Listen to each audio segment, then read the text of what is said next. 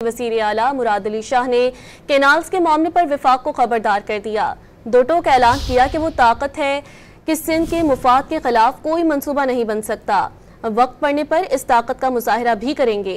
सूबे के मुफादात के तहफ़्फ़ुज़ के लिए हर हद तक जाएंगे। कराची में सीनियर सहाफ़ियों से मुलाकात में दावा किया कि इरसा ने पानी का सर्टिफिकेट ही गलत दिया। इंडस रिवर सिस्टम में पानी की कमी का मुकम्मल उनके पास मौजूद है। खबरदार किया कि पीपल्स पार्टी के बगैर मौजूदा हुकूमत नहीं चल सकती। हमारे पास इस वक्त पाकिस्तान पीपल्स पार्टी के पास जो ताकत है, कोई भी ऐसा प्रोजेक्ट जो सिंध के लिए नुकसानदेह होगा वो नहीं बन सकता। वो ताकत है हमारे पास। उस ताकत का इजहार तभी करेंगे ना जब हम समझेंगे कि बाकी चीज़ें काम नहीं कर रही।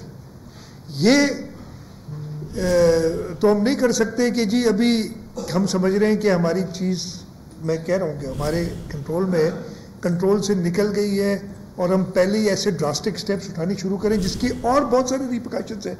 जब मैं कहता हूँ पंजाब का ज़रूर इरादा है इरादा, तो आप बड़ी हेडलाइन लगा दें पंजाब का इरादा है, सिंध क्या कर रही है।